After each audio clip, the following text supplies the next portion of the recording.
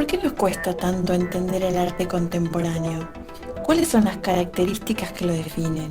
¿Y a qué nos enfrentamos cuando entramos a una exposición y vemos una obra?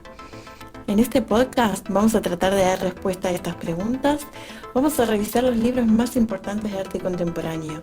Vamos a entrevistar artistas y charlar con ellos acerca de sus prácticas y sus obras para adentrarnos en este mundo fascinante. Mi nombre es Evelyn Márquez y te doy la bienvenida a Temporada de Relámpagos, el podcast.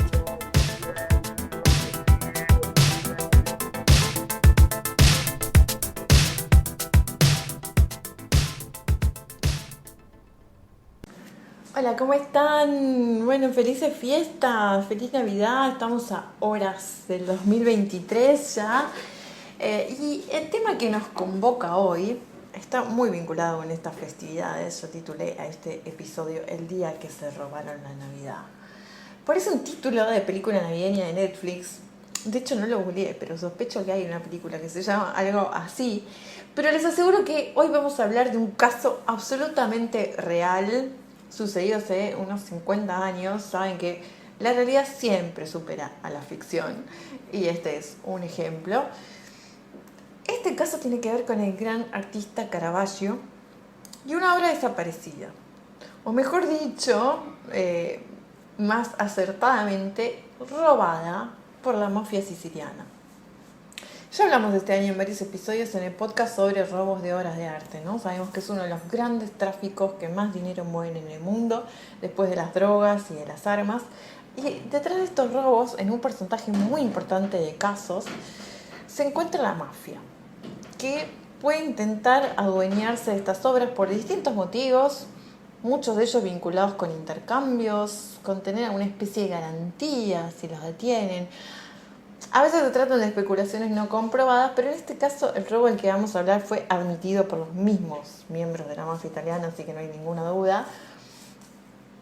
Un crítico de arte tiene una nota con un título mucho más duro que lo que se estaba diciendo. Explícitamente decía: ¿cuántas bolsas de cocaína por un Van Gogh? En este caso no se trata de Van Gogh, se trata, como les decía, de Michelangelo Merisi da Caravaggio y el robo de su pintura de la Natividad.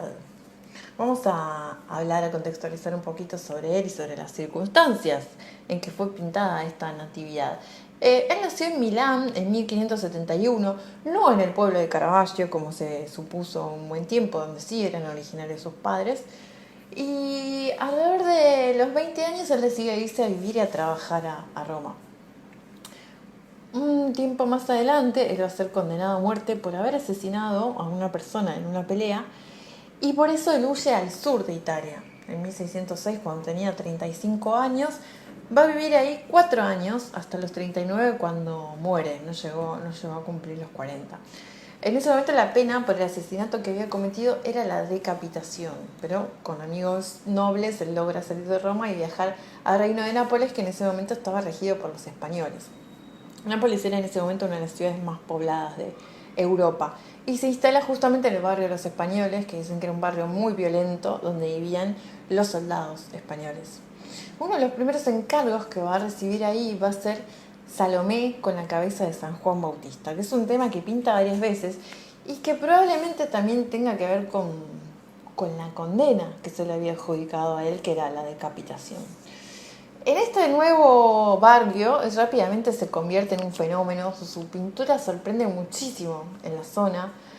Recordemos que su luz es muy particular, él ilumina solo a las figuras y en los recodos y telas y rostros específicos que él quiere iluminar, ¿no? En general son fondos muy oscuros. Y algo muy particular en él es que él pintaba gente normal, sin idealizar ni embellecer a nadie, lo que hacía que la gente común se sintiera identificada con los personajes de estas pinturas. No eran dioses del Olimpo súper perfectos con los abdominales marcados, eran gente común y corriente de la calle que usaba como modelos. Y algo que pasaba también es que él suele incluir un personaje que mira al público, entonces como que te ayuda a introducirte en la escena. Y pasa algo curioso con Caravaggio, que las obras de otros grandes maestros como Da Vinci, Botticelli, Velázquez, están todas hoy en día en museos, ¿no? No están exhibidas en los lugares para los que fueron pintadas. Para ver obras de estos artistas tenemos que ir al Prado, tenemos que ir a la Galería Uffizi o al Louvre. En cambio, en el sur de Italia todavía se conservaban y se conservan hasta hoy obras de Caravaggio en atrios de iglesia, ¿no? En Roma o en Palermo, desde hace 400 años que se exhiben en el lugar para el cual fueron pintadas estas obras. Y él era muy original en las escenas que creaba, en la forma en que lo hacía. No copiaba escenas como lo hacían muchos artistas, sino que creaba desde cero en base a las temáticas que les pedían, ¿no? Recordemos que en ese momento la gran mayoría de los artistas trabajaban por encargos. Y en Palermo, la capital de la isla, Caravaggio llegó durante el nacimiento del barroco, que iba a adornar las calles con iglesias llenas de ángeles y santos tallados. Y entre estas iglesias se encontraba el oratorio de San Lorenzo, que en realidad no es una iglesia en sí, sino que es un lugar de reunión de una hermandad laica donde los miembros del oratorio se juntaban a charlar, a debatir sobre temas religiosos. Dicen que los asientos estaban dispuestos en una especie de círculo. Y para este lugar le encargan una pintura de grandes dimensiones con esta temática de la Natividad. El nacimiento de Caravaggio es una visión de la primera Navidad, pero no es una escena de tarjeta navideña para nada.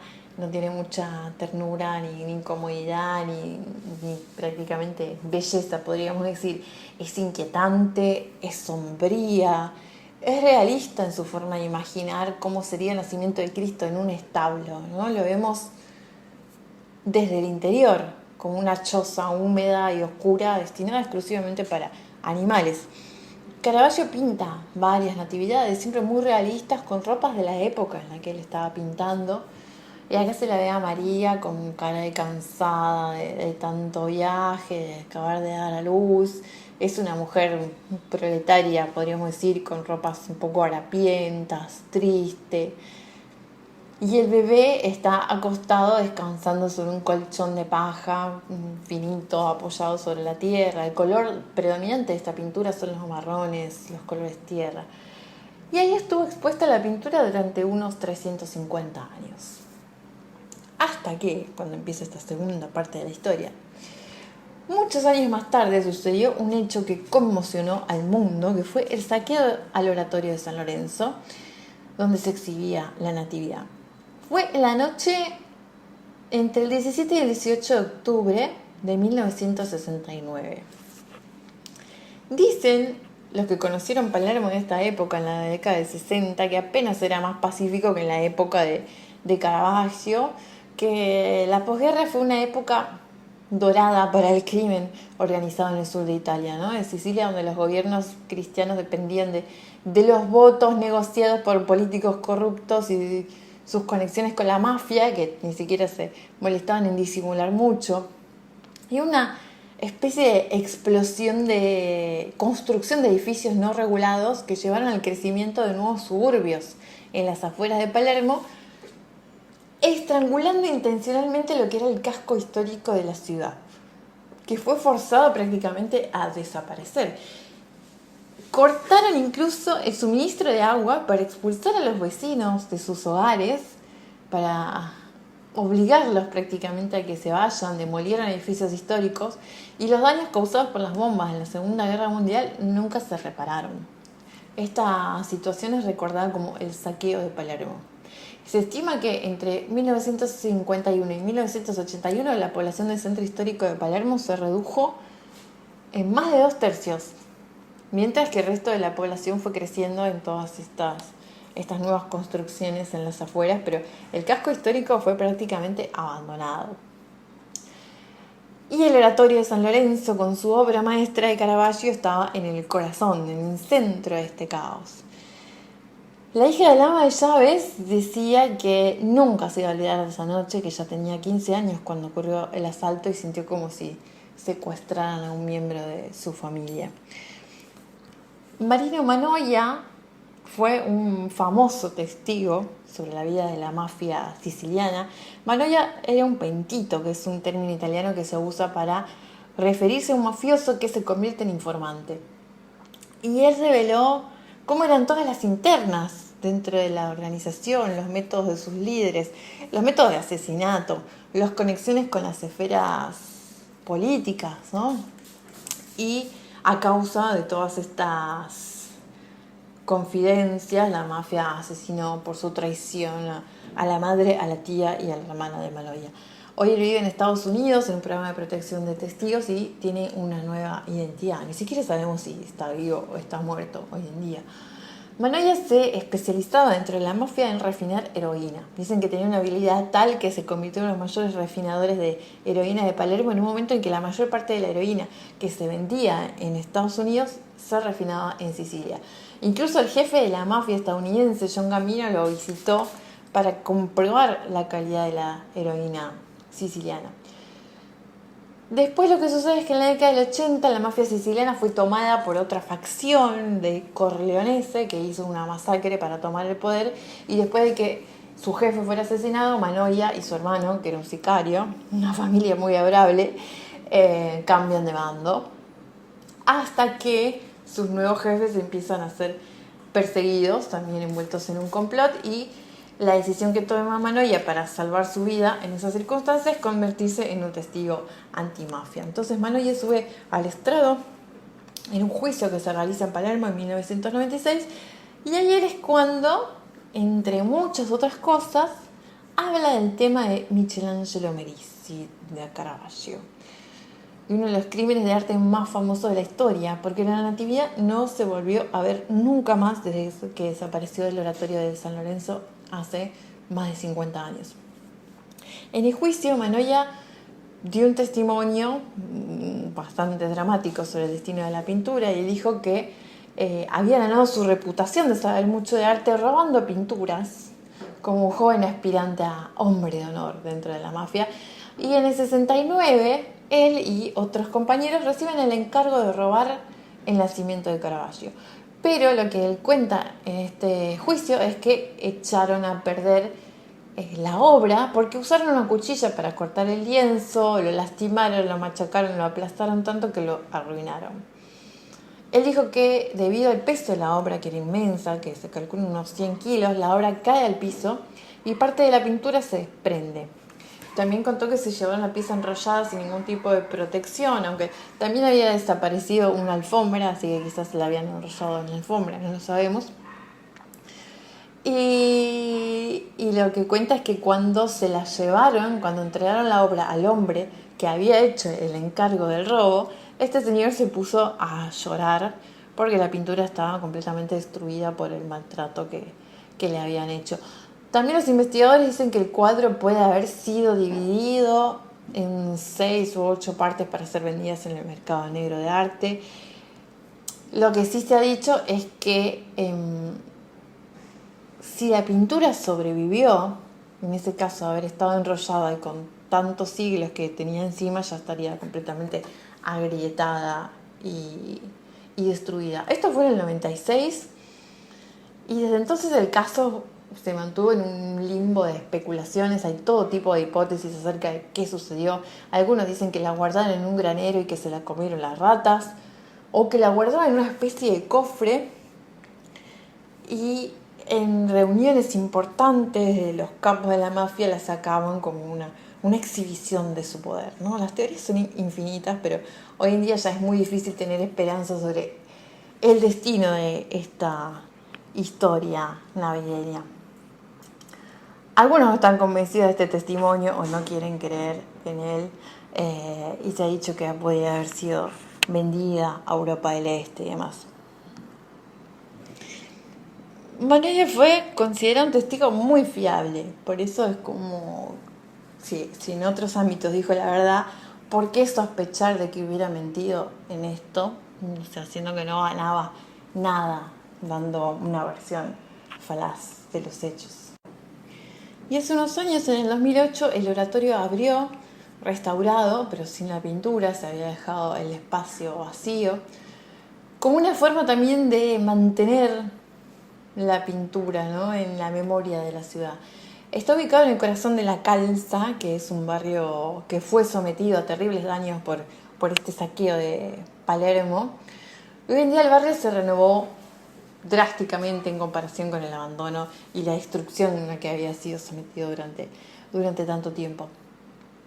Dicen que cuando los ladrones se llevaron la pintura de Caravaggio en el 69 era como si fueran saqueadores en un campo de batalla desolado, porque había tanta destrucción en la zona que quién se iba a dar cuenta de que faltaba una pintura más, una pintura menos, o sea, quién le importaba en la situación en la que estaba viviendo la gente en ese lugar, ¿no? La reapertura de este oratorio es testimonio también de alguna forma de la esperanza de los amantes del arte de Italia y en todo el mundo de que detrás de estas palabras de Manoia se esconda otra realidad y que la obra en algún momento aparezca. Desde el 2015 se empezó a exhibir en el oratorio la pintura a través de una réplica digitalizada para que los visitantes puedan admirarla y recordarla, ¿no? Y hace un par de años el Vaticano, en el 2018, convocó un encuentro centrado en movilizarse para encontrar el cuadro más buscado del mundo, que fue organizado por el Ministerio Vaticano para el Servicio de Desarrollo Humano Integral y participó en la Comisión Parlamentaria Antimafia y hasta los carabineros estaban presentes, ¿no? En el documento que emitieron ellos decían que el objetivo de la iniciativa, ante todo, era manifestar la oposición de la Iglesia a las mafias, ¿no? A las que el Papa Francisco criticó en numerosas ocasiones. Todavía hoy, tantos años después, el FBI lo mantiene en su top 10 de delitos artísticos sin resolver y siempre está abierta el pedido por recibir información acerca de las circunstancias del crimen o de la posible ubicación de la obra. Así que ya saben, acá tenemos la imagen, vamos a compartir la imagen de la Natividad. Si ven algo que se parezca sospechosamente a esta escena navideña, no dejen de avisar a la policía, a Interpol, a FBI o a la organización que tengan cerca. Hasta acá llega esta historia inconclusa, esperemos que inconclusa. Quisiera también descreer las palabras de este señor y pensar que todavía queda, aunque sea una partecita de esta natividad dando vueltas. Espero que tengan unas grandiosas fiestas, menos sobresaltadas que la historia que les acabo de contar, un poco más feliz. Y nos encontramos muy pronto en un nuevo año, en la temporada ya 2023 de este podcast, que disfruto tanto hacer. Gracias por estar del otro lado, los quiero, nos escuchamos pronto. Que tengan un excelente inicio de año.